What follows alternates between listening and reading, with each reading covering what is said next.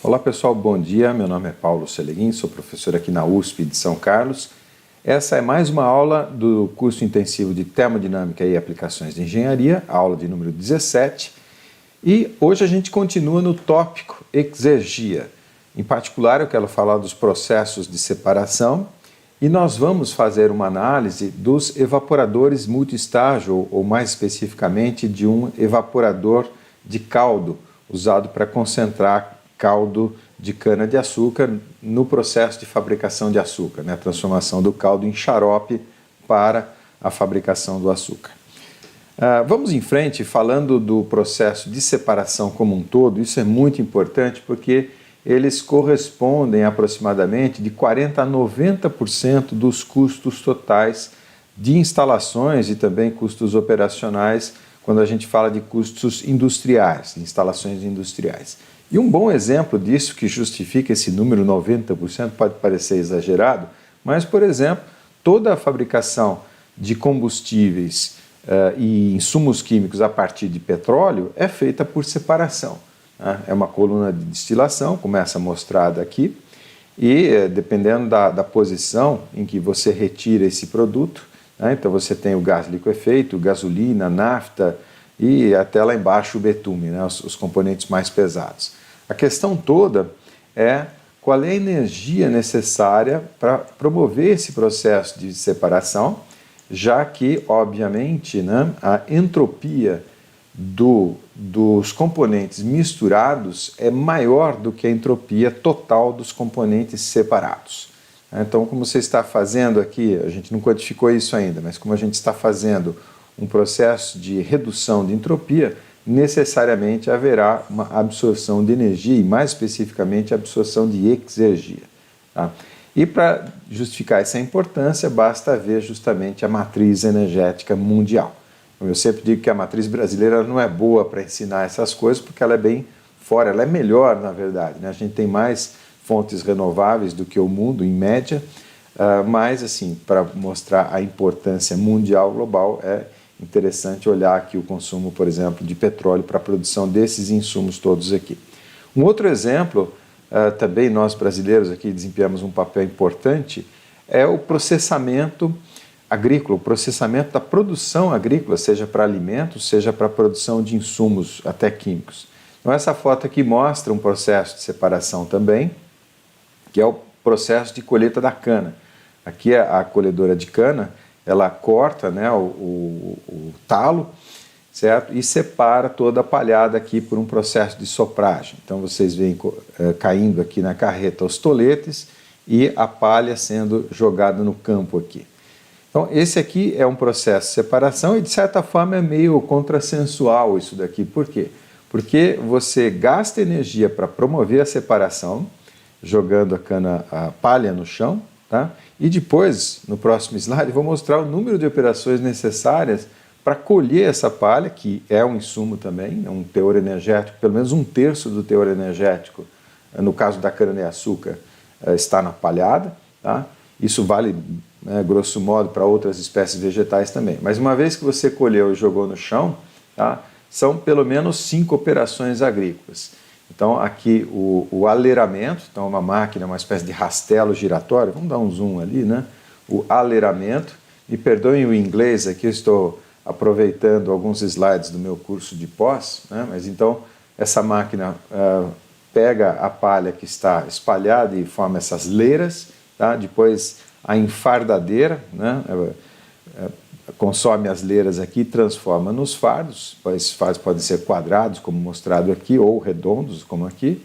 Depois uma operação de colheita, né, de recuperação desses fardos no campo, tá, porque eles ficam distribuídos ali no campo.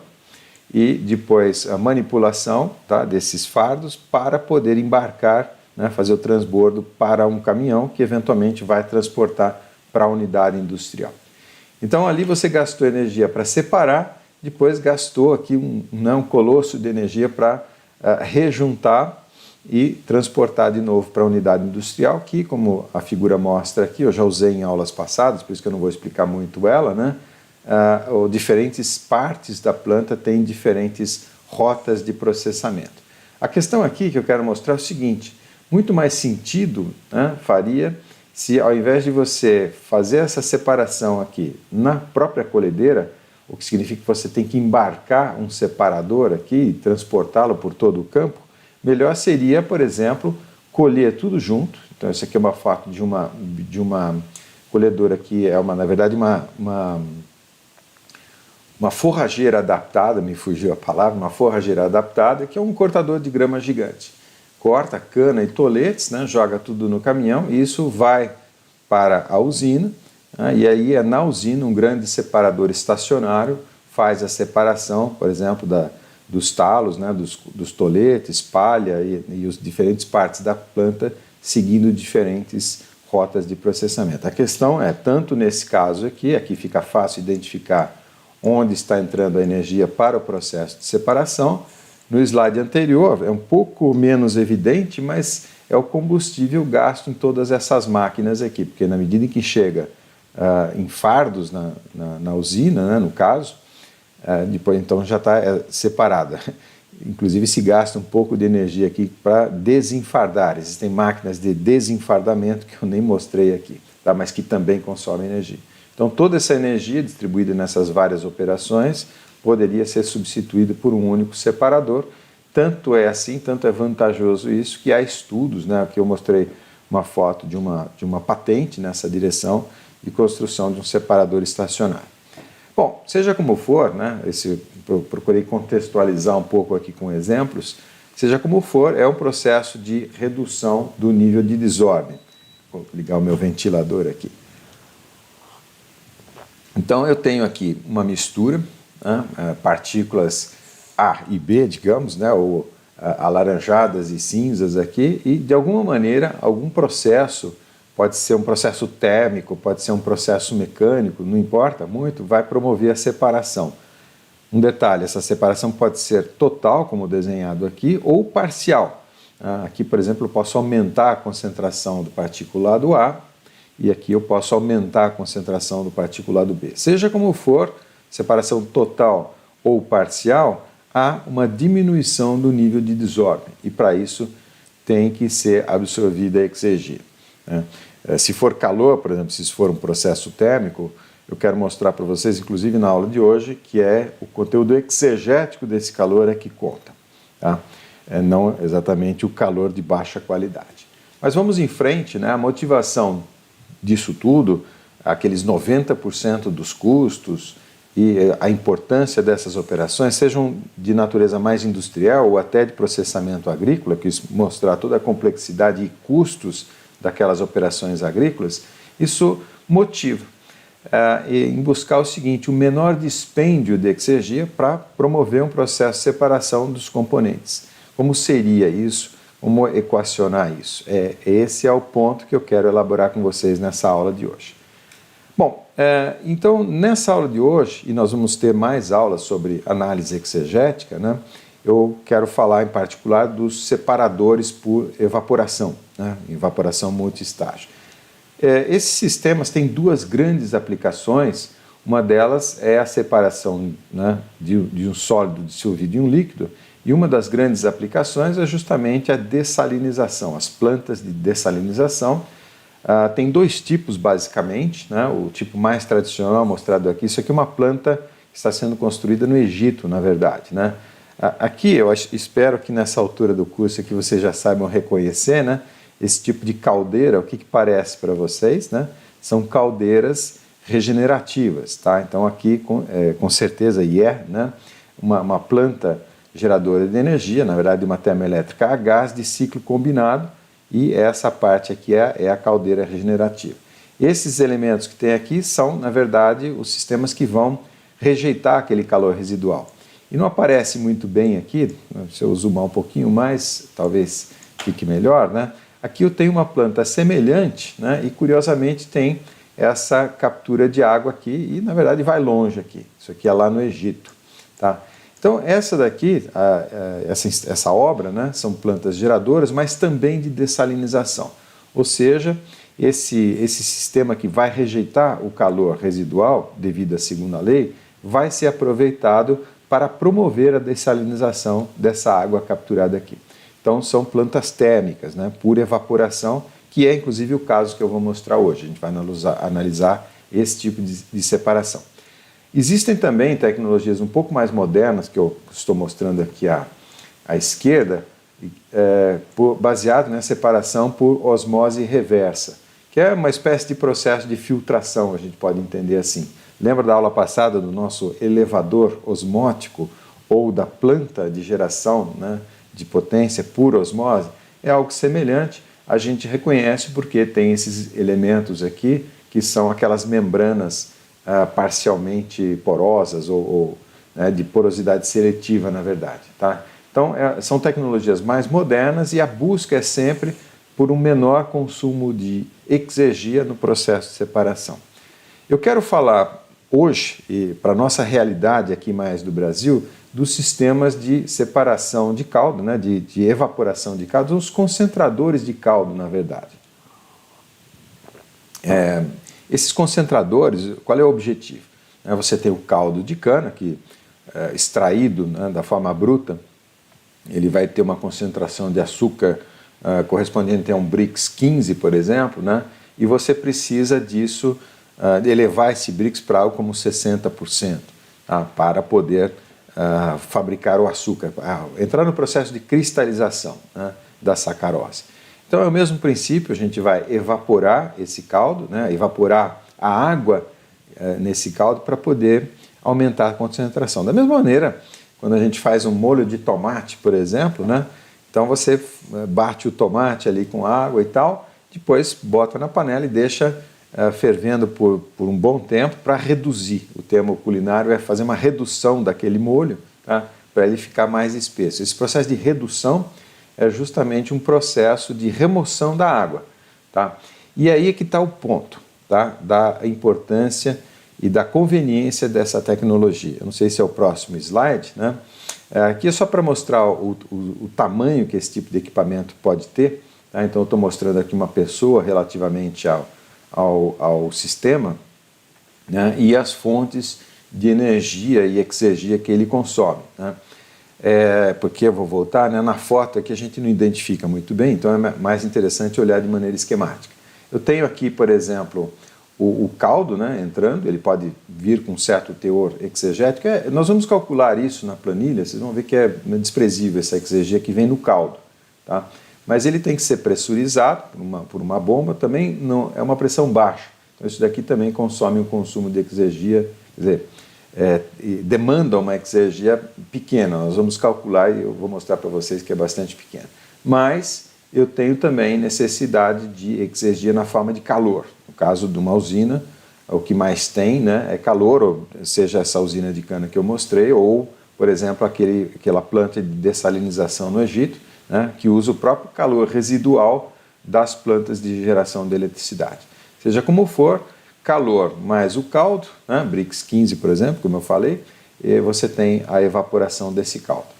Então, a água que evaporou, o vapor, né, ele vai recondensar no próximo estágio, e o caldo, eventualmente, o caldo é essa linha preta aqui, né, e o caldo vem aqui para o próximo estágio e o processo segue em sequência aqui, até eventualmente você ter um Brix 60. Tá? Vamos em frente, a gente vai modelar, escrever as equações, construir planilhas para esse tipo de sistema hoje aqui, eu quero discutir em bastante detalhe. Mas eu queria falar um pouquinho justamente da conveniência de fazer esse processo. Né? Qual é o princípio exato de funcionamento e o porquê fazer essa evaporação? Por que separar por evaporação? Estou cuidando da voz aqui, pessoal, então, né, me dê essa licença aqui. Bom, o processo é o seguinte, o processo é o de evaporação a baixa pressão. Aqui é um experimento, né, em que vai ser colocado água, tá, numa certa temperatura e depois vai ser colocado numa câmara de vácuo. Vamos mostrar ali. Então, a água a 40 graus, ele vai colocar um termômetro ali dentro para justamente monitorar essa temperatura.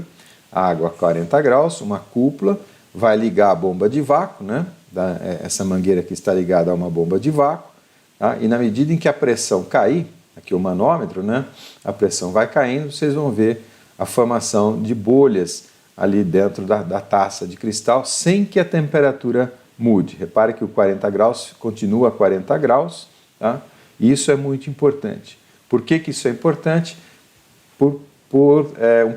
Falando de açúcar, né? Por um processo de desnaturação da sacarose quando você a expõe a alta temperatura. Então essa foto que está aqui do lado, ela está mostrando, deixa eu parar o nosso vídeo aqui para não atrair muito a atenção de vocês, né? Então essa foto aqui do lado mostra o que acontece quando a gente aquece uma mistura de água com sacarose, né? É o famoso caramelo, né? Quem nunca fez caramelo, no meu tempo, né, a gente fazia muito pirulito de caramelo, era o doce que tinha para a gente comer. Mas então se você simplesmente misturar sacarose com água e só secar, não aquecer, ela fica não caramelizada, e na medida em que você vai aquecendo, mais tempo, mais temperatura, tá? Ele vai ficando escuro até que ele fica queimado, na verdade. Esse aqui, na verdade, é um caramelo estragado, porque a sacarose já se degradou, a molécula de sacarose já se quebrou em partes, né? E são formadas substâncias chamadas furfurais, que dá aquele sabor amargo, tá? Então, justamente no processo industrial, tem que se evitar a formação desse caramelo e mesmo desses outros caramelos, né, que tem cor, né? Porque quando o açúcar pega a cor, depois é necessário outros processos industriais para fazer o açúcar branco, né? Isso é uma questão mercadológica, tá? Então, assim, evaporar a baixa temperatura tem a grande vantagem de você não degradar o caramelo, seja para a produção de furfural, seja para a geração de cor, que você vai ter que gastar depois energia e insumos químicos para remover aquela cor, tá? Então, a vantagem de fazer a evaporação a baixa pressão é justamente ter temperaturas baixas, provocar a ebulição a baixas temperaturas. Vamos ver, então, como é que é esse processo exatamente. Eu tenho aqui o diagrama de temperatura e entropia da água, no caso, né? Eu estou falando de água. E imagina o seguinte, a gente tem essa mistura, né, que é água, tá? É um parênteses, eu estou no momento desprezando a influência que o açúcar tem sobre a termodinâmica da água. Eu vou mostrar uma forma de levar isso em conta nessa aula de hoje, que depois a gente vai desprezar porque é pequena, mas em aulas futuras a gente vai ver justamente como é que é a termodinâmica de misturas, tá? Bom, fecha parênteses, voltando aqui, eu tenho uma mistura de água e açúcar, né, sacarose, a pressão ambiente, temperatura ambiente, portanto, nesse ponto aqui, tá? Se eu quiser aquecer essa mistura até o seu ponto de ebulição, tá? Eu tenho que fazer o quê? Eu vou aquecer isobaricamente, então eu vou levar esse ponto aqui nessa condição, que é a condição de líquido saturado. Mas olha o ΔT que eu tenho que promover, né? É da temperatura ambiente até essa temperatura mais alta aqui. Então eu gasto mais energia, o salto entálpico é maior e o salto de temperatura também é maior, e eu sei que eu começo a ter problemas desse tipo. Já se eu fizer o seguinte, antes de fazer o aquecimento para a evaporação, eu fizer uma redução da pressão, então eu transformei esse ponto aqui, né, a pressão ambiente, não precisa ser o vácuo, né, como foi feito ali no vídeo, mas se eu reduzir um pouquinho ali a pressão, o que acontece? Depois, na hora de aquecer para provocar a evaporação, eu vou ter que aquecer bem menos, né, o salto entálpico aqui é menor e a temperatura de evaporação também é menor, tá? Então é possível fazer isso de maneira muito eficiente, como eu vou mostrar para vocês no evaporador de caldo. E como são essas temperaturas na prática, na verdade, né? Eu gerei aqui uma tabela de saturação a diferentes pressões aqui, variando de 0,1 até 1, no caso para a água, tá? Então aqui a gente vê as temperaturas a 1 bar, a pressão atmosférica, né, quase 100 graus, na verdade, 99,6, tá? Mas na medida em que a gente vai abaixando a pressão, a temperatura até que abaixa bem, né? Aqui para meia atmosfera você já tem uma evaporação a 80 graus. Tá? Então é bastante interessante essa queda de temperatura, né? E é justamente esse efeito aqui. A 80, 70 graus, então é possível preservar bastante a qualidade da sacarose aqui, né? Ela é bem resistente a essas temperaturas. Bom, como é que é esse evaporador, né, na prática? Tem várias configurações, eu vou mostrar a mais comum, 99% dos evaporadores aqui no Brasil, tá? É que eu preciso explicar um pouco dos evaporadores, ou das tecnologias usadas nos evaporadores e das tecnologias usadas nos dessalinizadores também, que começam a ser incorporadas aqui nos nossos evaporadores. Mas então, qual é a fonte primária de energia numa usina? Né? Vapor. Esse vapor ele pode ser de alta qualidade, ou seja, alta pressão, alta temperatura, ou até um vapor residual, ou um vapor intermediário, sangrado ali na turbina, em algum estágio intermediário da turbina. A gente vai ver isso e isso vai estar planilhado, a gente pode inclusive variar. Mas qual que é a ideia? Então eu tenho a entrada de vapor aqui, o caldo entrando, tá? uma bomba para eventualmente pressurizar no pré-evaporador. Esse primeiro estágio aqui eu desenhei ele diferente dos outros, porque ele realmente, no diagrama termodinâmico vai ficar claro, ele inclusive no campo ele tem nomes diferentes, esse aqui é o pré-evaporador e os módulos seguintes aqui são os efeitos, né? Esses são os nomes usados aí na indústria. Tá? Mas o pré-evaporador, eu não sei se eu vou conseguir manter essa nomenclatura, então né, fiquem atentos. Mas aqui no pré-evaporador eu tenho o caldo entrando, eventualmente a uma alta pressão, né, e o vapor ali vai condensar, né, sem entrar em contato físico, tá? Porque eu não quero diluir esse caldo, mas ele não é borbotagem que eu quero fazer. Então justamente eu passo isso numa serpentina, ele vai ceder calor, tá? Vai promover a evaporação. Na verdade ele promove o aquecimento, tá? Ele entra como líquido comprimido aqui e eleva a temperatura até uma certa fração mássica aqui, até um certo título. Né? Esse vapor então ele se condensa e eu recupero o condensado aqui. Né? Essas pernas aqui que vocês estão vendo são justamente para equalizar a pressão, né? Para poder tirar todo mundo aqui na mesma pressão. Perfeito. O evaporado, o vapor, ele segue para o estágio seguinte, guarda um minutinho, tá? E o caldo, né, o caldo parcialmente concentrado, ou pelo menos um pouco concentrado, segue para o próximo estágio e ele vai estar a uma pressão inferior, né? Então essa despressurização é feita numa válvula. Essa válvula aqui é muito semelhante àquelas válvulas que a gente viu na aula de ciclos frigoríficos, né? Uma válvula de expansão, a gente vai modelar isso aqui como uma expansão isental. Elas são, inclusive, frequentemente servocontroladas, né? Então, ou com sensor de nível, ou são válvulas eletrônicas mesmo. Mas o fato é que a simples despressurização já provoca um borbulhamento, porque aqui eu tenho líquido saturado, né? Esse azul aqui é líquido saturado, se eu reduzir a pressão, ele evapora. Tá? Mas eu tenho também o calor que veio do vapor, né? Evaporado no estágio anterior. Então, esse vapor vem a uma temperatura maior que a temperatura desse módulo, né? Essa temperatura aqui, esse 105, vamos usar os números aqui para explicar, né? Esse 105 é a temperatura de saturação a 1,2 bar. Né? As pressões aqui que eu coloquei são só para exemplificar mesmo, né? Mas, por exemplo, 115 é a pressão de saturação a 1,7, 105 é a temperatura de saturação a 1,2 e assim por diante. Então esse vapor ele está vindo a 115 e entrando em contato térmico com uma substância a 105. Então ela vai ceder calor, tá? Repare, esse ΔT é importante, no último slide vai ficar importante isso daí, né? Uma troca de calor com temperaturas finitas, né? Com ΔT finito. Então esse vapor vai se condensar, porque ele vai ceder energia, eu recupero o condensado aqui, e eu tenho dois efeitos aqui de vaporização. A diminuição da pressão e o aquecimento devido à condensação do vapor. Tá? Bom, é a mesma coisa nos outros estágios, né?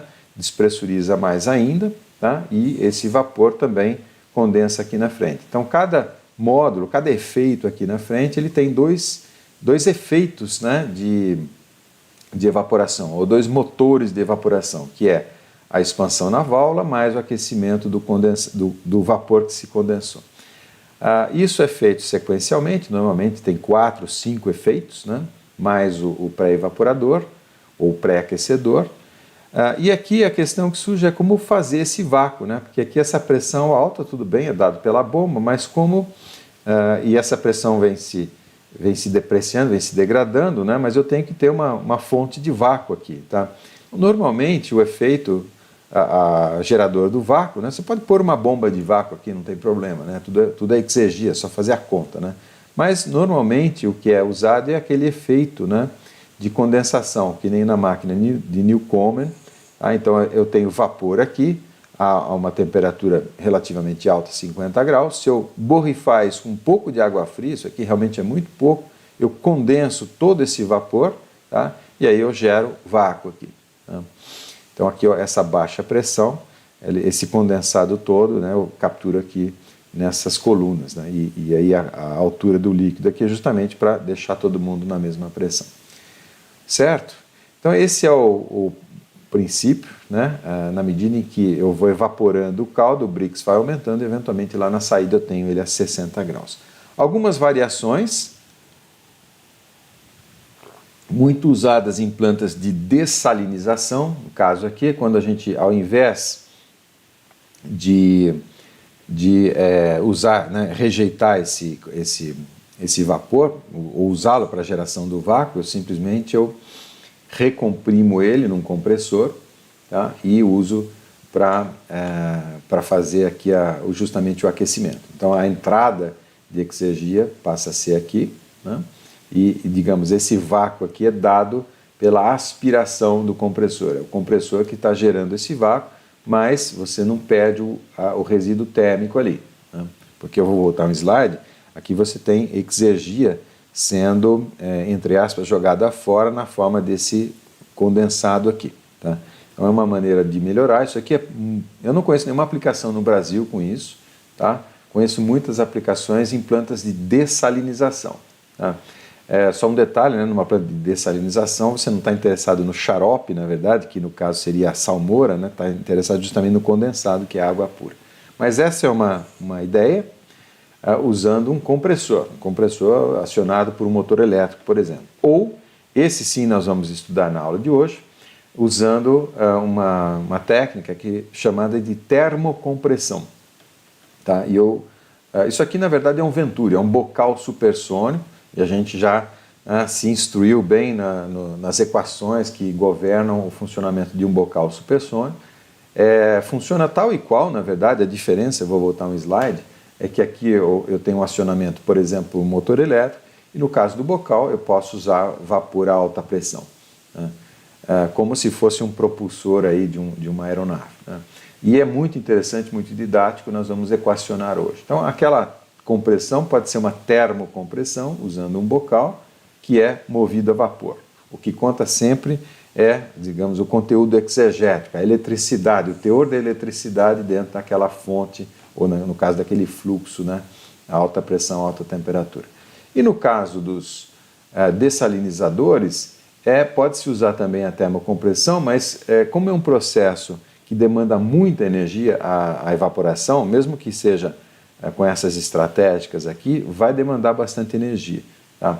Então você pode fazer isso em plantas solares. E isso é muito interessante, porque onde é que normalmente você quer instalar um dessalinizador? Em regiões desérticas, né? O que tem muito no deserto, fora a areia, né, é o sol, tá? Então você pode usar energia solar justamente para a produção daquele vapor a alta pressão, alta temperatura, tá? Então você pega um pouco do condensado aqui, bombeia em placas solares, aqui você tem alta pressão, alta temperatura e suficiente, possivelmente, né, para tocar todo o processo.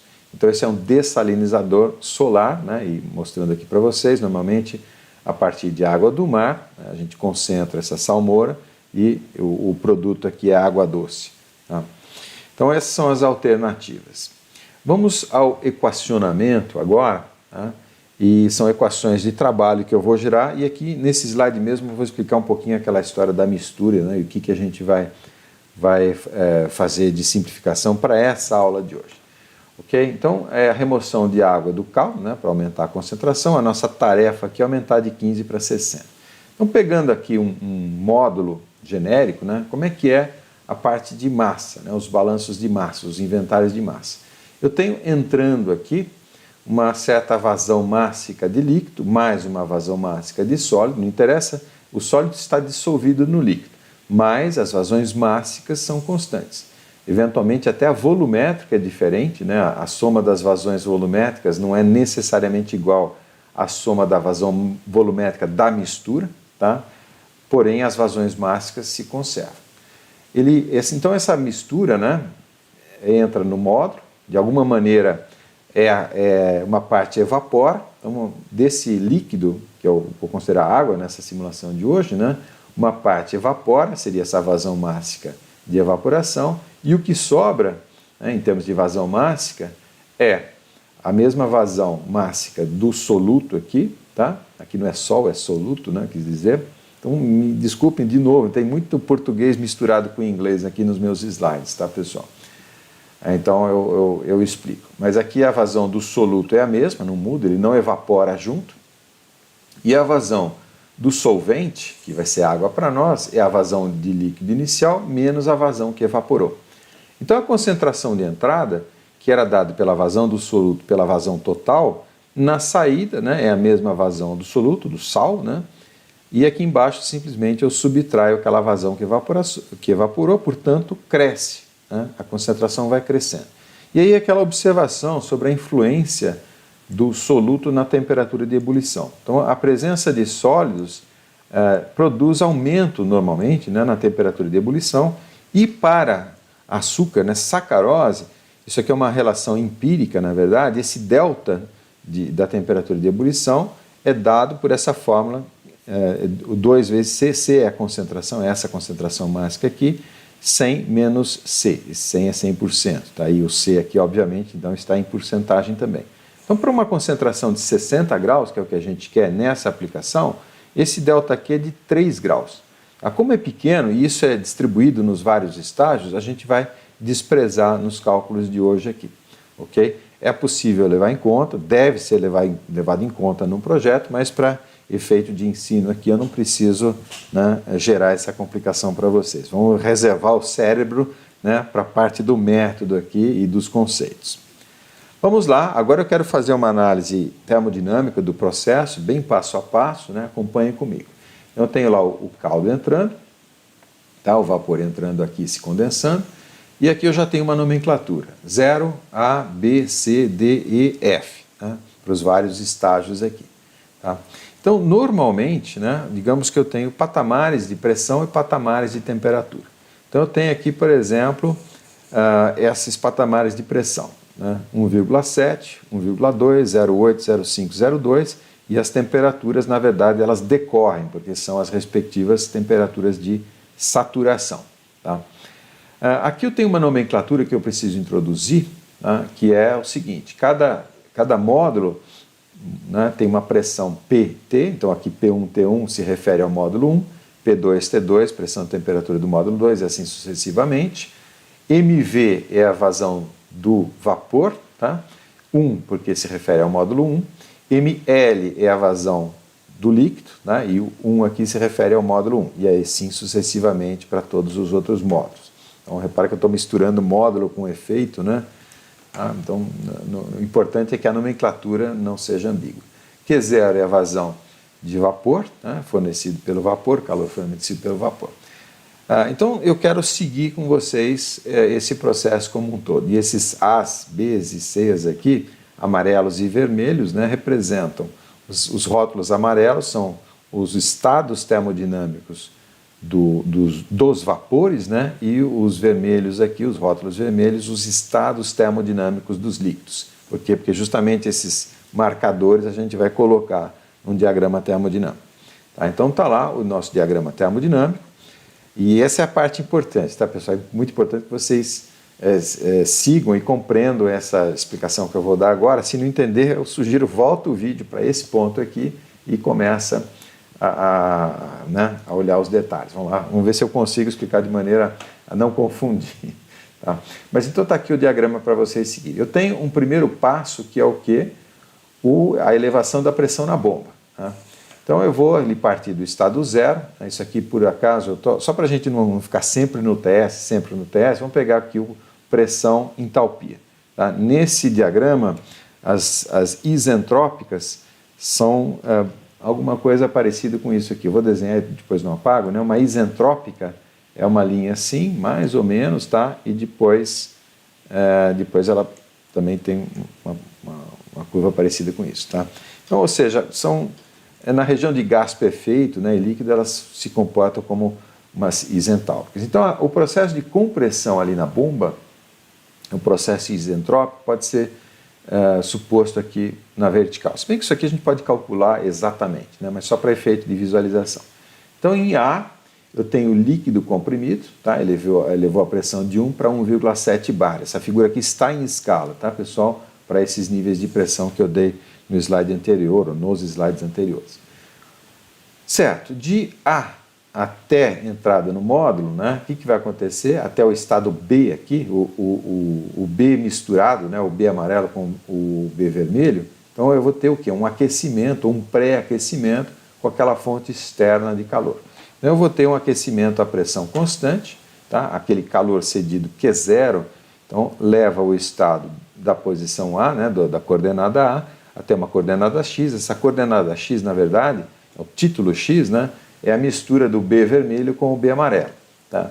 E lembra, eu sempre ressalto isso, essa mistura, né, ela tem líquido e vapor. O líquido está na linha de líquido saturado, né, e o vapor está na linha de vapor saturado. Ou seja, o B está aqui, o B vermelho está na linha de líquido saturado e o B amarelo está na linha de vapor saturado. Tá? Agora, o que acontece? Vamos seguir o B aqui, olha, o B vermelho, né? Ele vai passar numa válvula, vai se despressurizar. Essa válvula vai fazer uma despressurização isentálpica. Então o que vai acontecer com o B aqui? Ele vai descer pela vertical, segundo uma vertical que é uma isentálpica. Então, pelo simples fato dele despressurizar um pouco, tá? O que acontece? Ele passa a ser uma mistura, né? Então parte desse líquido que está entrando aqui nessa primeira válvula vai evaporar, né? O líquido que evaporou vai estar aqui, nessa linha de vapor saturado, e o líquido que não evaporou vai permanecer nessa linha que é a linha de líquido saturado. Tá? Agora é o seguinte, né, o C, a gente está no estado C aqui, né? O C vai se despressurizar novamente, tá? Mas vamos acompanhar o que acontece com o B amarelo. O B amarelo ele vai ceder calor, tá? E vai se condensar. Então esse B amarelo ele vai virar um B vermelho aqui, tá? Nesse ponto onde eu estou com o mouse. Eu não quis desenhar para não poluir muito a figura, né? Mas o importante é o seguinte, quanto de calor o B amarelo libera quando ele se transforma em B vermelho aqui embaixo, tá? Justamente o calor latente, né? Então ele vai do amarelo, né, para o vermelho. Então esse salto entálpico aqui, tá, vai ser liberado e vai evaporar um pouco desse C aqui, tá? Que é o líquido saturado ali no segundo módulo, ok? Então, esse é meio complicado, né? Mas é fácil de entender. Então, voltando aqui, né? Esse C vai evaporar de novo, vai gerar uma mistura de líquido e vapor, tá? Os vapores estão sempre depois voltando, né? Liberando esse calor latente aqui e voltando no B vermelho, tá? Só que eles são coletados aqui embaixo, né? Que aqui é condensado puro. Tá? O D, mesma coisa, tá? E aí o E, mesma coisa. Então ficou bastante evidente aqui o processo, né? Imagino que sim, né? E o efeito de aumento da concentração eu mostrei atrás ali para vocês, porque a gente está no final das contas recuperando toda essa massa aqui na forma de vapor condensado, né? Nessas pernas aqui embaixo que a gente recupera todo mundo junto. Então o fato de remover toda essa massa promove um aumento da concentração. Ok? Bom, espero que você tenha compreendido porque essa é a base, tá, da compreensão do funcionamento de um evaporador, seja de caldo, seja de um dessalinizador. Vamos lá ao equacionamento para gerar as nossas equações de trabalho e, eventualmente, programar a planilha. Tá? Nós vamos gerar duas planilhas hoje, uma com e outra sem a termocompressão aqui. Então está lá o meu sistema, eu estou procurando generalizado, né?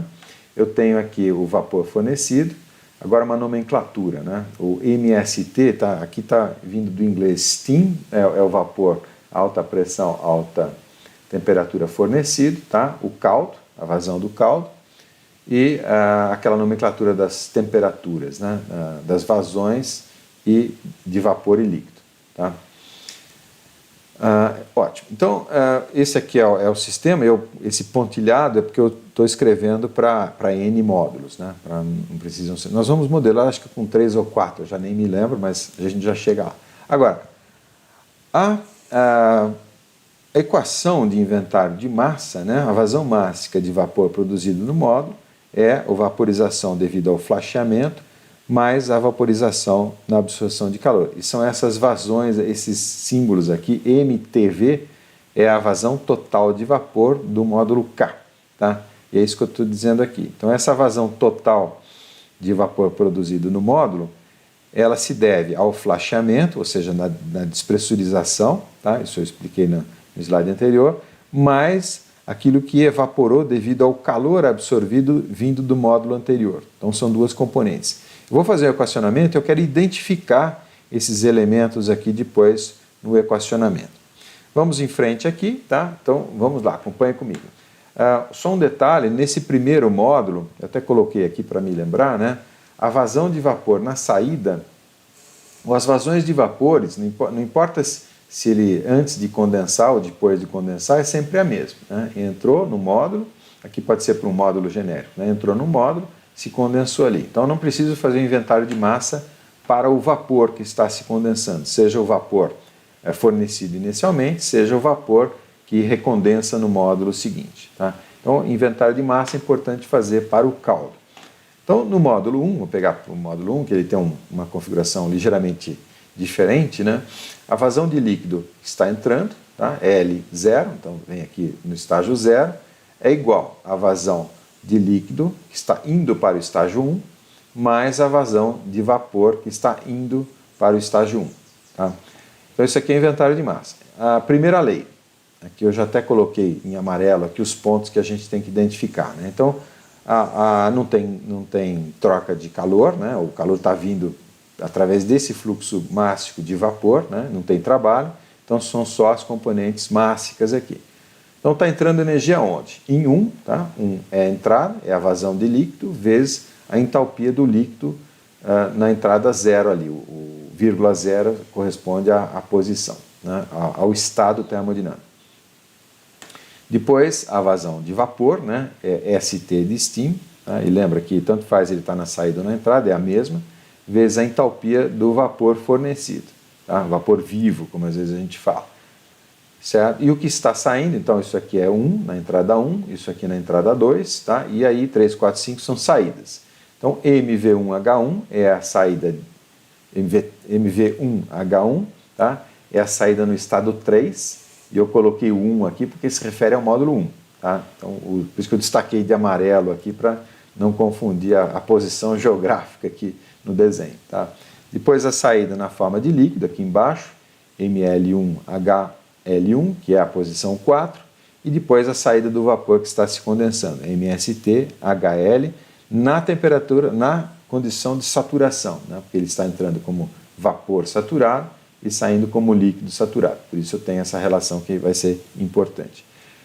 Nessa vazão aqui eu quero eliminar, né, eu quero colocar sempre em função da vazão dos vapores, porque é isso que eu tenho que calcular a cada módulo. Né? Então, substituindo aqui nessa expressão aqui, onde eu tenho a vazão do líquido no módulo 1, indo para o módulo 1, eu posso usar essa expressão, substituir e escrever como sendo ML0 menos MV1 aqui.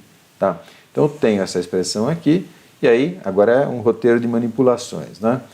Recombinando as expressões justamente para calcular a vazão de vapor que vai para o módulo 1, eu tenho o seguinte, olha lá que interessante. ML0, a vazão de líquido que está vindo do módulo 0, né? Do módulo anterior, na verdade, depois a gente vai generalizar, mais uma vazão de vapor vezes aqui uma relação de entalpias. Tá? Então, esses calores aqui são exatamente o seguinte, tá? Quem é L0 menos L1? Isso aqui é o título, né? Dividido por MV1 menos L1, isso aqui é justamente o título. Tá? Então, essa componente é aquela componente de evaporação devido à despressurização na válvula. Tá? Pelo simples fato de despressurizar. Se você não colocar vapor aqui, se for zero essa vazão, essa segunda componente some, mas ainda assim você tem evaporação. Agora, essa outra componente, né, pelo mesmo raciocínio, é justamente a parcela de evaporação devido ao calor liberado na condensação do vapor, que no caso aqui do primeiro módulo é o vapor original, o vapor superaquecido. Okay? Então, de fato, existem aqueles dois efeitos e eles são quantificáveis, como mostra essa equação. Vamos em frente aqui e fazer agora o mesmo equacionamento para um módulo genérico ali no meio do meu evaporador. Então, o inventário de massa é semelhante, tá? Aqui eu vou um pouquinho mais rápido, né? O balanço energético é semelhante também, ele tem só uma diferença que esse vapor aqui ele não vem de uma fonte externa, né? Ele está vindo do módulo anterior, tá vendo? Então esse K-1 é o vapor que veio do módulo anterior, tá? E o LK-1 é o líquido que veio do módulo anterior. Então o procedimento é o mesmo, a entalpia entrando no 1 amarelo ali, tá? E são vazões de líquido, e no caso de entalpia aqui, né? Mas aqui vazão de líquido do módulo anterior, mesma coisa o vapor que veio do módulo anterior, tá? Vezes a entalpia no seu respectivo estado, menos as três saídas, né? A saída no 3 amarelo, que é o vapor gerado naquele módulo, menos o líquido que está saindo e indo para o próximo módulo, tá? Menos essa saída em 5 aqui, que é a condensação do vapor, né, do módulo anterior. Okay? Então, mesma coisa, mesma manipulação, tanto que eu até omiti as passagens, aqui a gente obtém o mesmo tipo de relação. Tem só uma diferença que aqui tudo se refere ao módulo anterior. No slide anterior, né, eu tinha propriedades que tinham a ver com o vapor fornecido, tá vendo aqui, ó, né? O vapor fornecido. Isso pode variar em cada situação. Então essas são as nossas equações de trabalho, tá? E vamos usá-las para fazer uma simulação aqui. As equações que têm que ser resolvidas, né, são relativamente simples. Então eu tenho equações de balanço energético para o módulo 1, 2, 3 até o módulo N, tá? E equações de massa para o 1, 2, 3 até o módulo N. Tá? Ou seja, eu tenho 2N equações por 2N incógnitas, né? São as vazões de líquido e vapor em cada módulo. Tá?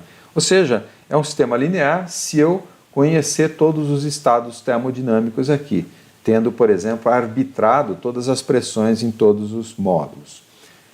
Ou seja, né, então a gente pode, com isso, resolver de maneira fácil e vamos gerar aqui, para efeito dessa aula, o que eu chamo de uma configuração de referência. Tá? Essa configuração de referência, eu vou usá-la, na verdade, eu vou começar a mostrar um processo de otimização para vocês, tá? Tanto do projeto quanto de operação desse sistema, se ele estiver operando no dia a dia. Então eu vou pegar um problema de referência, que é um evaporador com 3 módulos, tá? Eu não preciso mais para ensinar, né? Então 3 já está bom, não preciso resolver uma planilha muito grande. Com valores que eu estou colocando aqui, né? Já são partes da planilha que eu gerei, eu já vou pular para a planilha para mostrar para vocês. Tá? Então, aqui eu tenho, por exemplo, né, temperaturas e pressões todas definidas, eu já vou na planilha e já explico bem, né? E uma taxa de processamento aqui, um processamento, por exemplo, de 10 kg por segundo, tá? A pressão inicial aqui do caldo, por exemplo, é 1 bar, 25 graus, para a gente contabilizar o aquecimento aqui, tá? No pré-evaporador. Tá? E aí as condições. Então são 3, eu quero ainda assim de 15% para 60%, né? E as minhas incógnitas todas aqui eu destaquei em amarelo. Tá? Apenas alguns parâmetros que vão aparecer na planilha, é mais fácil defini-los aqui, as razões de concentração, na verdade, né? Que é sempre a vazão mássica de açúcar dividido pela vazão do líquido naquele módulo, pela massa, né? Podemos entender como taxa ou como massa absoluta. Tá? E a mesma coisa para o módulo 3, por exemplo, né? Para eu ter uma razão de concentração geral.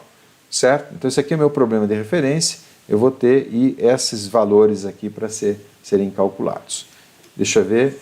E antes de ir para a planilha, eu quero mostrar uma coisa para vocês. A planilha, ela está, deixa eu até já deixar ela aqui, ela já está aqui, não é essa é a segunda que eu quero mostrar para vocês. A primeira, onde é que ela está? É essa daqui. Essa é a planilha mais simples, né? Sem aquela concentração, sem a termocompressão.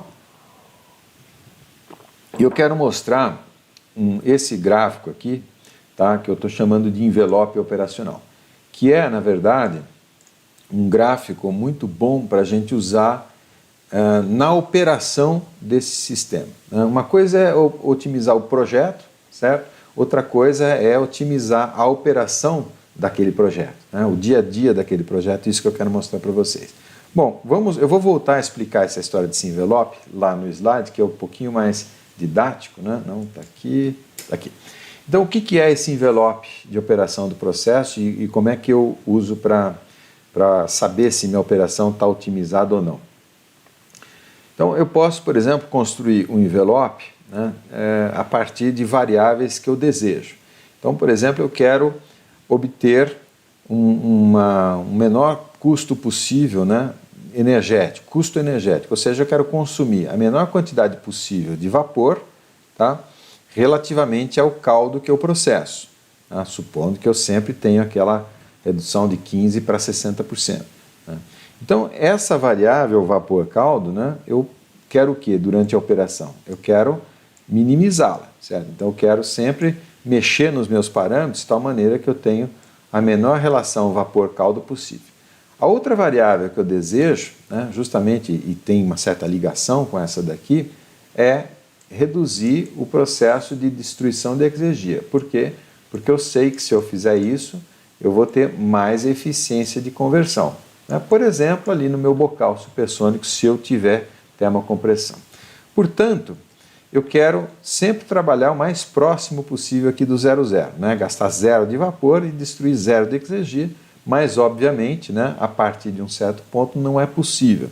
Por quê? Porque, eu até acho que voltar um slide, seja como for, aqui não dá para mostrar, mas se eu quisesse calcular todas as entropias na entrada e todas as entropias na saída, essas entropias estão diminuindo na saída. Né? Portanto, tem que haver importação de energia, isso é uma restrição intrínseca da segunda lei. Ou seja, em algum lugar aqui vai aparecer uma fronteira além da qual, né, eu não consigo operar por causa da segunda lei. Nessa região que eu estou marcando aqui, é possível porque senão eu estaria violando da segunda lei. Correto? Nesse gráfico, que é um gráfico arbitrário, né, quer dizer, eu que defini essas variáveis aqui, né, do suporte desse gráfico. Mas o fato é o seguinte, cada ponto de operação, definido, por exemplo, pelas pressões nos vários módulos, pela pressão do vapor, pela temperatura do vapor, pela própria temperatura ambiente, né, por todos os parâmetros que definem o comportamento do sistema, são representados, resultam num ponto, né, que a gente sempre consegue calcular para todos esses parâmetros um determinado consumo de vapor relativamente a uma determinada taxa de destruição da exergia. Tá?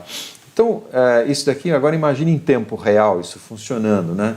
Isso sendo, por exemplo, lá atualizado a cada minuto na sala de controle desse sistema. Então, se você mexer nos parâmetros, mexer nessas pressões, por exemplo, e conseguir levar o ponto, né, de operação para mais próximo do 0,0, você está obtendo uma otimização do seu processo, correto? Então, essa é a ideia do envelope de operação, tá? É bastante interessante, de uso prático, na verdade, e eu quero colocar isso na planilha para vocês já terem uma ideia de como funciona. Então, essa é a planilha, né? E aqui é a tal da configuração de referência. Eu vou explicar isso lá na planilha agora, as etapas da planilha. Deixa eu só controlar meu tempo aqui. Eu preciso acelerar um pouquinho, vamos lá. Então, está aqui a planilha, a parte dos parâmetros estão todas aqui à esquerda. Deixa eu fazer assim, deixa eu desligar a minha câmera, tá? Na verdade, eu vou esconder atrás da tela aqui, para não atrapalhar muito vocês. Tá? Então, eu tenho aqui, nessa parte à esquerda, todos os parâmetros do projeto, tá vendo aqui, ó? Esse aqui é eu vou zoomar um pouquinho, tá? Deixa eu ver se está enquadrando, tá legal. Então, esse aqui é o estado morto, no caso, né? O fluido e o estado morto. O estado morto, para mim, eu defini como sendo, né, 1 bar 25 graus. Tá? E aqui a entalpia, tá vendo? Tá? Da água, né, que é o meu fluido de trabalho, no estado morto, e a entropia da água no estado morto.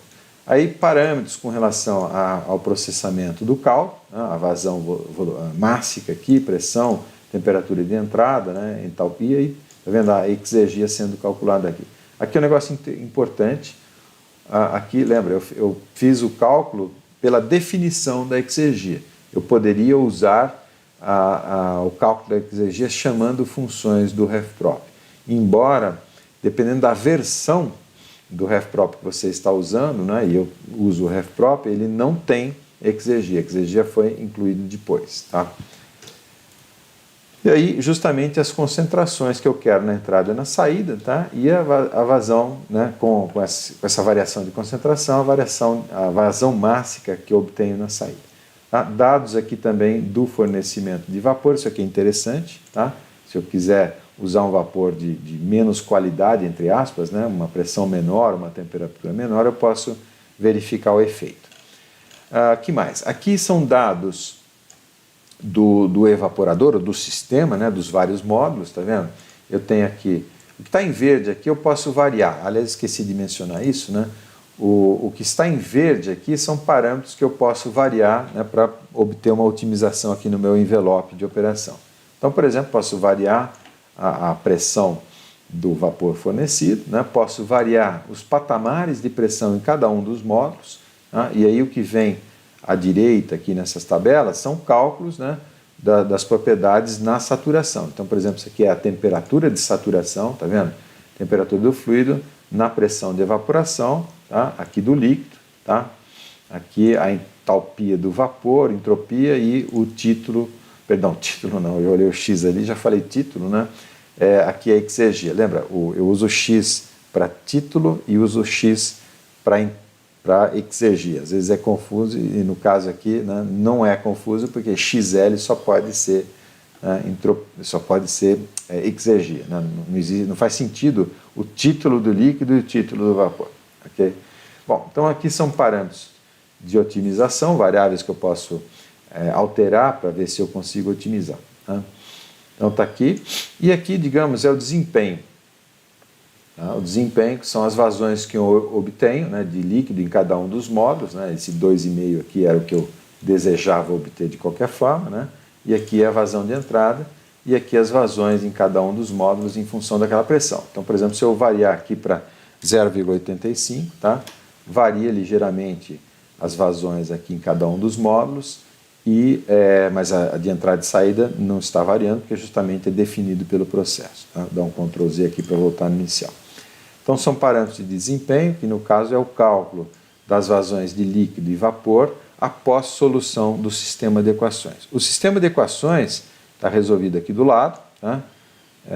Deixa eu enquadrar legal para vocês verem. Eu vou tirar o envelope aqui para não atrapalhar muito. Tá? Então está aqui o sistema, AX igual a B, é um sistema linear, tá?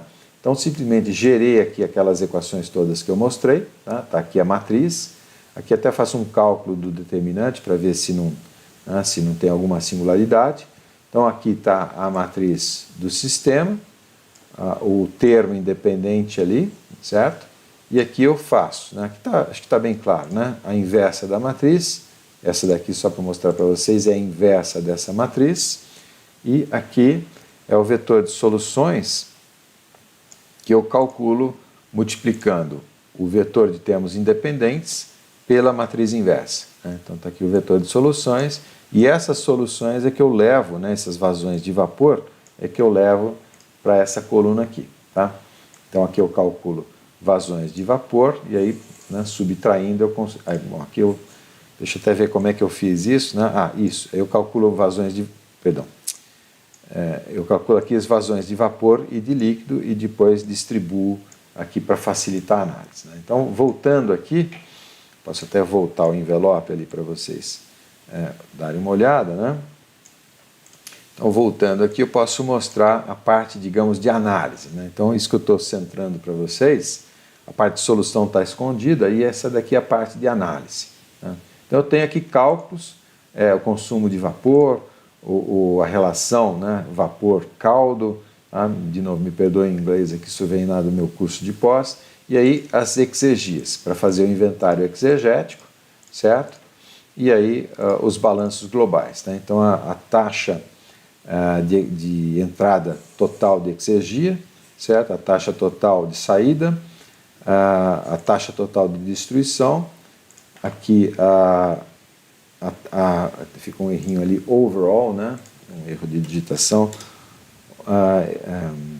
a relação entre entrada e saída, né, em termos exegéticos, e a mesma coisa em termos de evaporação, né, para ver o Pareto. Bom, aqui só para terminar a explicação, a história do envelope operacional. Esse ponto aqui, na verdade, é um ponto, tá? Ele, opa, ficou em cima, deixa eu mostrar para vocês, tá? Aqui eu estou colocando o que seria as minhas duas coordenadas ali que eu defini como sendo do envelope operacional, que é esse ponto aqui, tá? O 0,39, que é a relação vapor-caldo, e esse ponto aqui, que é a proporcional, né, a taxa a eficiência exegética, ou na verdade eu queria a exegia destruída. Então a exegia destruída, esse 852, que na verdade é esse número aqui, ó, essa destruição, que eu estou condensando nessas duas células, né? Então, só para vocês verem, isso daqui vem, né, tem uma máquina para pegar esse valor e jogar aqui, e pegar esse valor, 852, e jogar aqui. Por quê? Por causa da otimização que eu já vou mostrar para vocês. Certo? Então esse ponto em vermelho, essa bolinha vermelha, tirar um pouquinho de zoom, né? Essa bolinha vermelha é o que eu chamei de configuração de referência. Então agora é aquela história da otimização. Deixa eu até subir um pouquinho mais e tirar um pouco de zoom, né? O que eu posso mexer nesses parâmetros que estão em verde aqui, que eu consigo otimizar? Lembra que otimizar é levar esse pontinho vermelho para o 00. Então, por exemplo, ele está aqui em alguma coisa como 0,4850, né? Que é esse par de números aqui, 0,4850. Então, por exemplo, se eu diminuir a pressão do vapor, se o vapor estiver entrando com 2 bar, o que acontece com o ponto? Está vendo? Eu melhorei, né? Melhorei em um, mas eventualmente piorei no outro. Tá? E aí é um código de cores aqui, tá vendo? Olha, aqui eu melhorei com relação melhorei muito pouco, na verdade, né? 39 para 38, mas aqui caiu para 15%, certo? Então, né? aqui na escala não ficou bom, certo?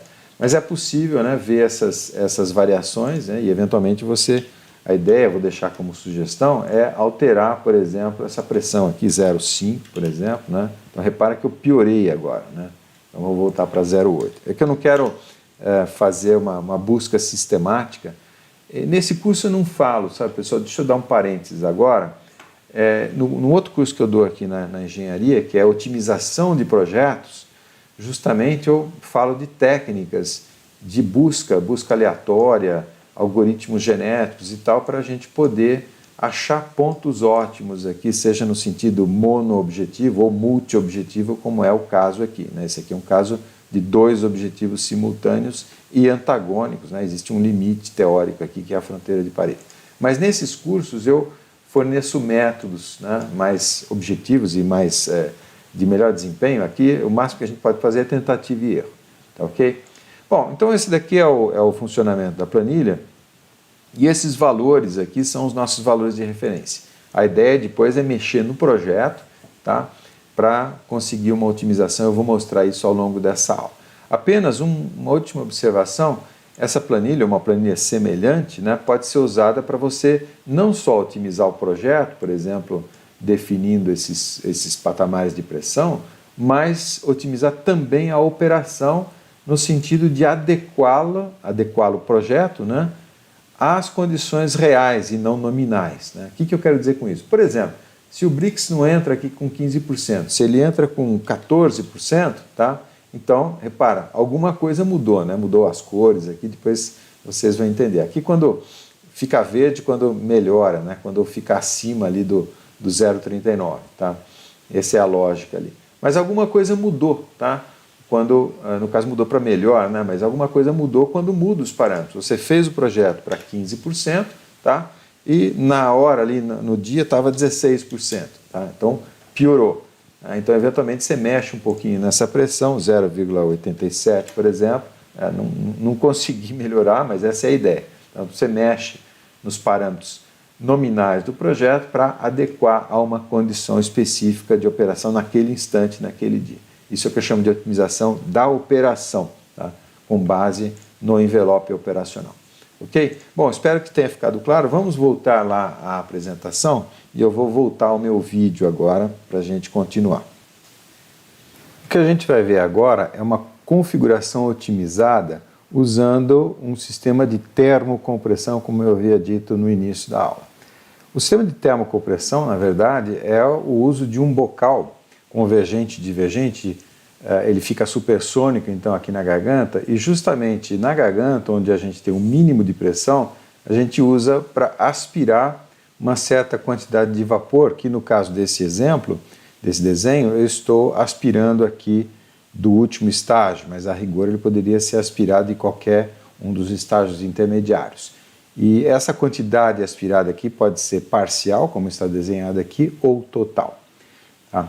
E fisicamente, esses injetores, né, eles podem ser tão grandes quanto esse da foto aqui. Ele é simplesmente um Venturi, né, um bocal convergente e divergente, com uma entrada aqui na garganta. Ou podem ser pequenos, né? Isso aqui é muito comum você ver, por exemplo, nesses postos, nessas lavadoras industriais, em que é produzido um jato, tá? E justamente na garganta você tem uma parte aqui, né, uma conexão para aspirar detergente, por exemplo.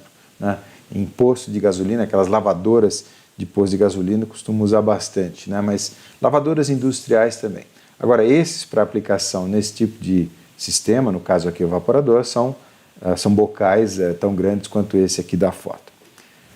Olhando agora o escoamento no bocal, ele pode ou não ser supersônico, né? No caso aqui não interessa que ele seja supersônico, então a gente tem simplesmente um Venturi, né? Um estrangulamento, depois uma expansão.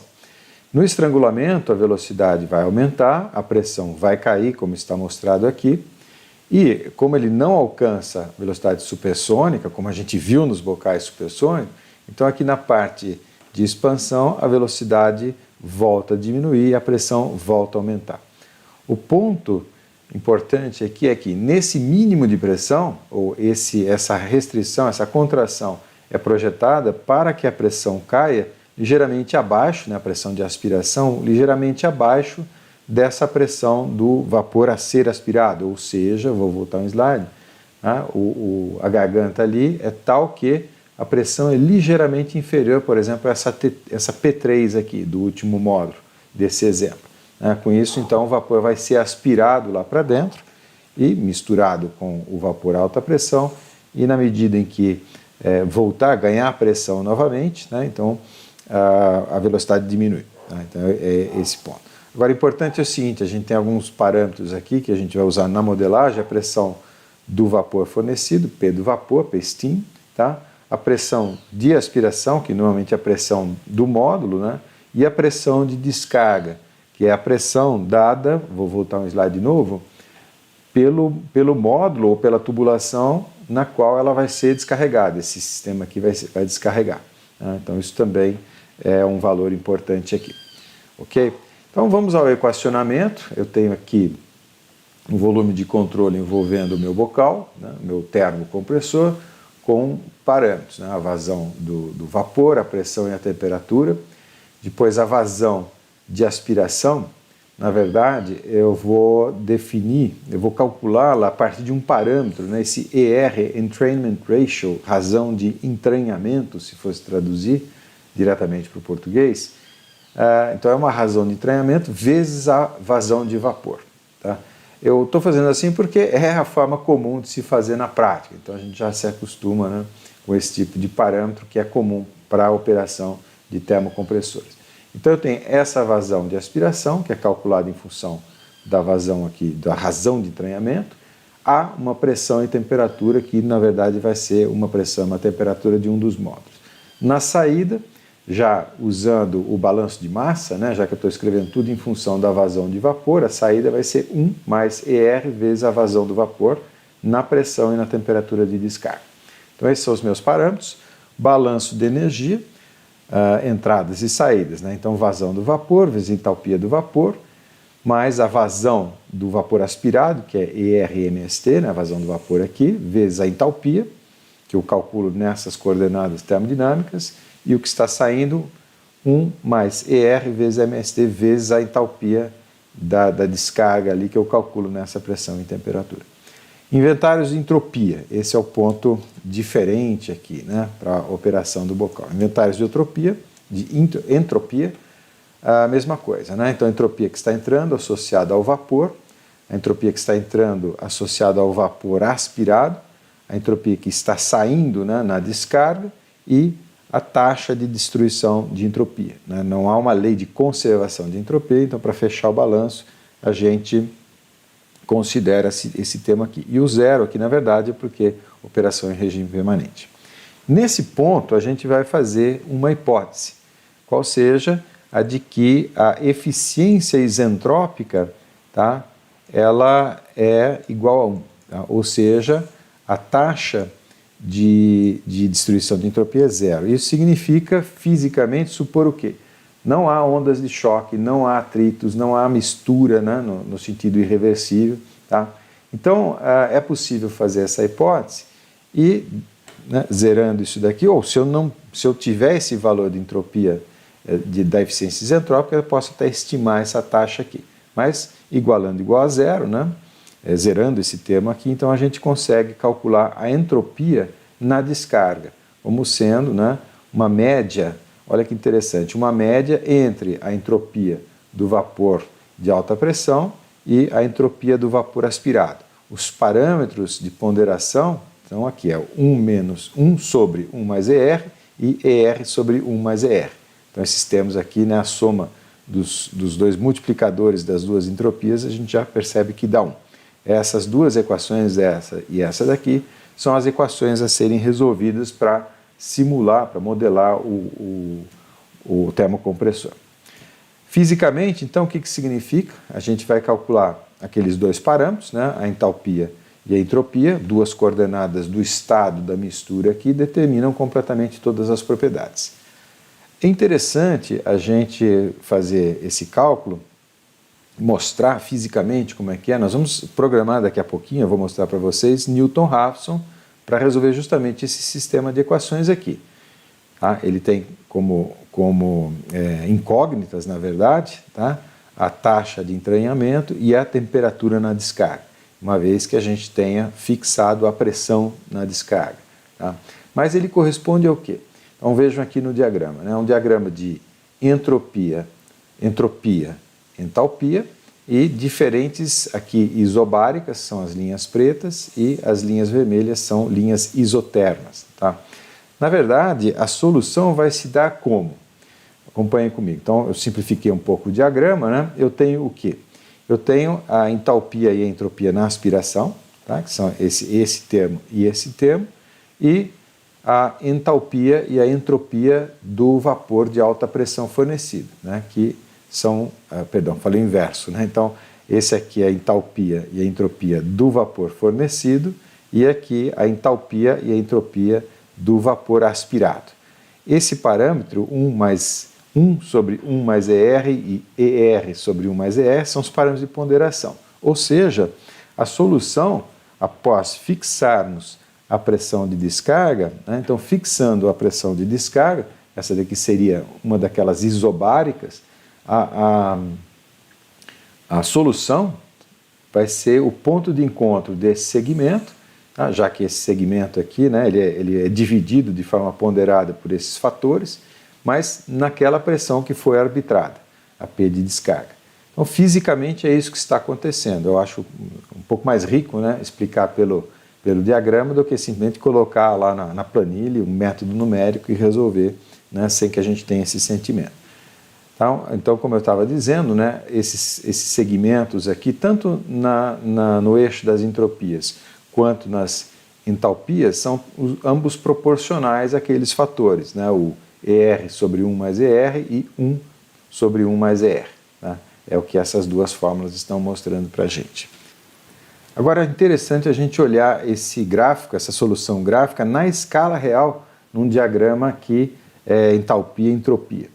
Então, eu tenho fixados aqui alguns parâmetros, eu destaquei em amarelo, né, a pressão de descarga, 1,7 bar, essa é a isobárica de 1,7 bar, a pressão de aspiração, 1,5 bar, seria esse ponto aqui, lembrando que ele está sobre a linha de saturação, porque isso é aspirado de um dos efeitos, onde eu tenho vapor saturado, né, nessa temperatura.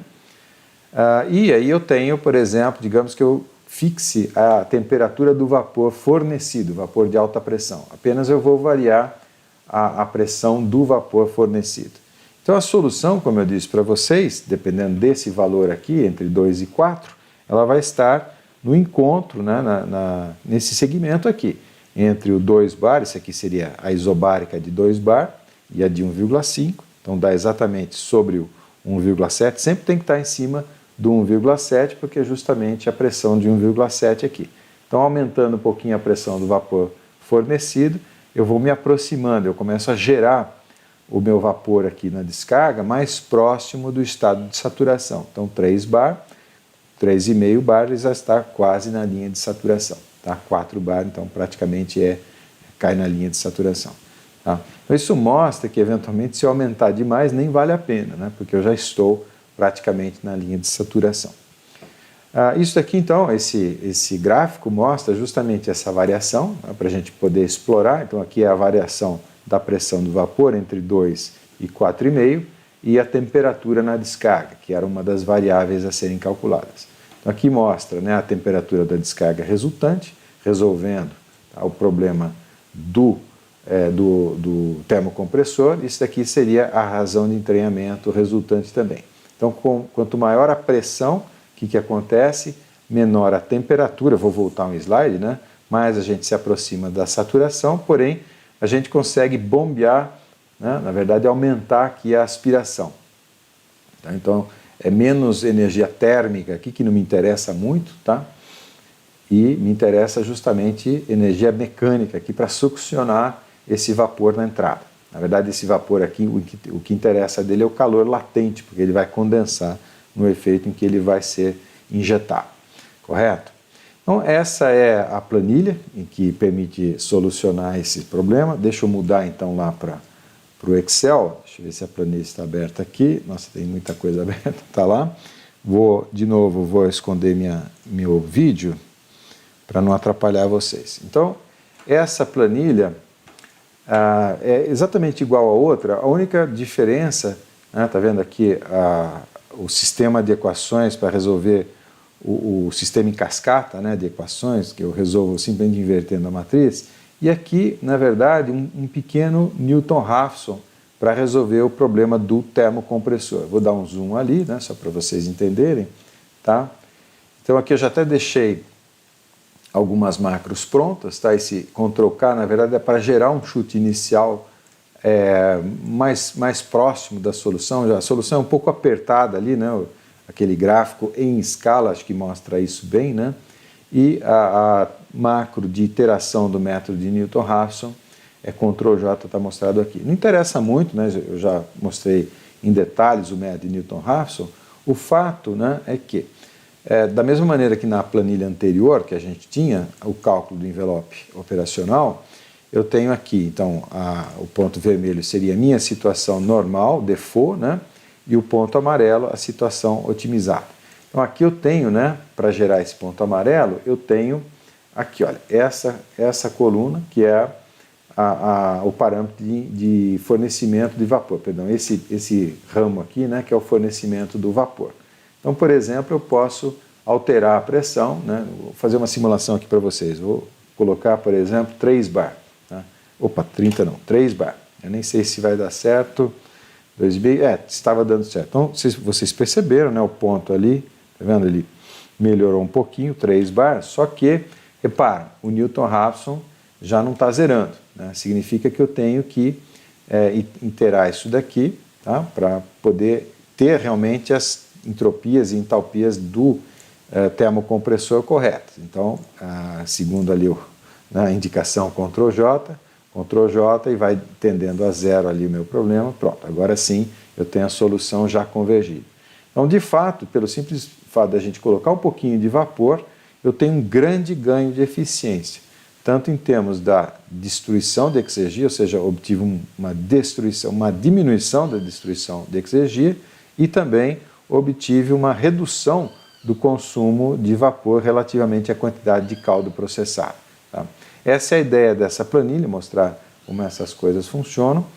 E é só para mostrar aqui do lado, né, eu tenho um sinótico, na verdade, e ele é atualizado na medida em que você mexe nos parâmetros ali, ele atualiza os valores aqui no gráfico. Tá?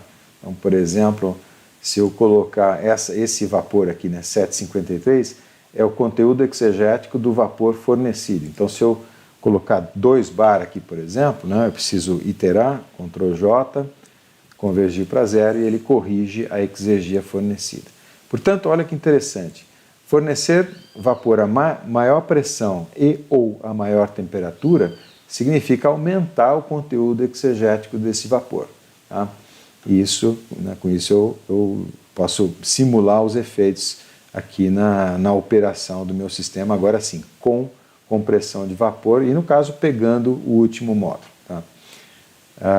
Isso, e eu deixei aqui uma saída, né, na verdade. Por quê? Porque essa razão de entranhamento é determinada pela solução aqui. Eventualmente eu tenho um excedente de vapor que, né, tem uma certa quantia de exergia, um certo conteúdo exegético que não é desprezível aqui. Ok? Bom, minha ideia não é muito ficar na simulação, né? Isso aqui depois vai estar disponível para vocês, vocês podem, né, fazer os seus testes ali. Vou voltar agora para a apresentação PowerPoint, deixa eu colocar meu vídeo de novo aqui, volto para o PowerPoint e vamos ver, né, quis mostrar para vocês que em relação à configuração de referência, a gente obteve um grande ganho aqui de rendimento, né, de performance, eu não queria usar esse termo em inglês, de desempenho, tinha me fugido da palavra. Né? E como eu disse, nesse caso é uma otimização com 2 objetivos, né? Que são antagônicos, porque a gente sabe que a segunda lei da termodinâmica se manifesta aqui, mas eu estava longe daquele mínimo, né, que é a curva de Pareto, que não está materializada aqui, mas ela existe porque existe a segunda lei da termodinâmica. Vamos lá, né, então, mostrando aquele inventário global, que é aquela figurinha que eu mostrei para vocês. Então, é possível ver aqui, né, os valores relativos. Então, a exergia fornecida através do vapor, através dessa vazão de vapor aqui, tá? Então, 1,326 kg por segundo de vapor naquela pressão e naquela temperatura corresponde, é como se eu tivesse um motor elétrico acionando um compressor perfeito aqui, né, um compressor, uma bomba, né, perfeita, isentrópica, tá, mas aí que estaria consumindo essa exergia aqui, gerando uma vazão de vapor de 3,8, né, e se não tem nenhum errinho aqui no meu programa, o 3,8 é 1,3 mais 2,5, tá? Nas condições todas que estão mostradas aqui. Outros detalhes interessantes, as exergias aqui realmente do caldo e do acionamento da bomba do caldo são desprezíveis, não são nulas, é que elas estão menores do que 2 casas decimais.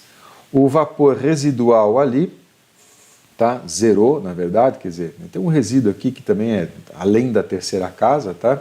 Mas é por isso justamente que o conteúdo exegético aqui é muito baixo. Eu tenho alguma quantia aqui razoável, né, na saída do caldo concentrado e os condensados todos saindo aqui com seus respectivos conteúdos exegéticos. Na verdade, a sugestão que eu faço é que vocês olhem, né, esses cálculos todos aqui, como eles estão sendo feitos na planilha, para poder entrar no detalhe. Mas então, fazendo um balanço global, um inventário, somando todas as exergias que entram, subtraindo todas as exergias que saem, eu ainda tenho que somar 458 kW. 458 kW é mais ou menos 50%, né, um pouco mais que 50% que 837, tá? Mostrando que eu tenho uma eficiência isentrópica nesse sistema aqui de aproximadamente 50%, 50 e poucos por cento, né? Onde essa exergia está sendo destruída? Tá? Então, essa é a questão. Eu tenho vários processos de troca, um ΔT finito, tenho processos de mistura aqui, eu precisaria ver, né? Bom, no caso aqui a gente impôs que a taxa de destruição de entropia fosse nula, né? Então não é aqui que está sendo gerado, nessa mistura que está sendo gerada essa entropia. Tá? Mas então, assim, o que eu sugiro para vocês fazerem também é que é bastante bastante trabalhoso, né? Mas muito interessante. Então não vale a pena fazer isso nessa aula, mas fica uma sugestão. É começar a colocar volumes de controle em cada um desses módulos aqui, né? Para vocês poderem quantificar, né, quanto cada um está destruindo desse total aqui. Tá? Então, de repente, desse total, 75% é no pré-aquecedor. Tá? Significa que os outros dois destroem também, mas menos, então vale a pena a gente engenheirar melhor esse módulo aqui. Essa é a ideia, né, desse tipo de análise, que é, como eu disse, bastante rica. Ok? Olhando esses números no diagrama de Sankey, permite visualizar exatamente isso que eu falei. A quantidade de exergia destruída em relação à fornecida é significativa, mostrando que há muita margem ainda para otimizar o projeto em termos de simplesmente sintonia dos parâmetros de operação. Correto? Para terminar, né, essa questão também suscita uma coisa interessante. É possível zerar essa exergia destruída? Tá? Ou seja, em outras palavras, né, tudo isso, essa aula inteira ela começou com essa ideia de você minimizar a energia mecânica para o processo de separação. Tá? Eu sabendo, né, através dessa minha planilha, inclusive, mesmo que eu não soubesse dessa segunda lei, eu mexendo ali nos parâmetros, eu percebo que não há como ir além, diminuir além de um certo limite. Tá? Então, será que isso é uma das manifestações da segunda lei da termodinâmica? Esse ponto vai levar, não nessa aula, numa próxima aula, ao que a gente chama de mínimo trabalho de separação. É interessante porque, por um ciclo térmico, gerador de potência, a gente tem a potência máxima que pode ser gerada, né, que seria a potência com o rendimento de uma máquina de Carnot, uma máquina reversível, e se a gente pudesse construir um separador, muito entre aspas, reversível, a gente cairia justamente no que seria esse mínimo trabalho de separação. O único trabalho gasto seria para produzir aquela diminuição de entalpia, de entropia, né, entre entrada e saída. Correto? Então esse é um conceito que eu vou explorar na próxima aula e vamos ver o que a gente pode fazer em termos de exemplos, né? Porque essa realmente é uma área bastante importante. Ok? Então, com isso eu encerro, né, a aula de hoje com essa foto interessante. Tá? Isso aqui essa foto, na verdade, é uma dessas trilhas. Isso aqui é no deserto e esse branco aqui não é neve. Tá? Isso aqui é sal. Então, é um processo de separação do sal da água. E apesar de ser no deserto, né, de onde é que está vindo essa energia toda? Na verdade, a água que aflora aqui, ela evapora, porque aqui é extremamente seco, isso aqui é lá no Atacama, na verdade, mas para ela poder aflorar aqui, na verdade, ela está permeando aqui através dessas paredes, dessa rocha argilosa, na verdade. Né? Então, inclusive, dá para ver que há a formação de sal nas próprias paredes aqui. Então, a energia para esse processo de separação é justamente a energia potencial gravitacional, né? Mostrando justamente que, seja como for, de alguma maneira, tem que ter a energia para o processo de separação. Correto, pessoal? Então é isso, eu espero que vocês tenham aproveitado e até a próxima aula.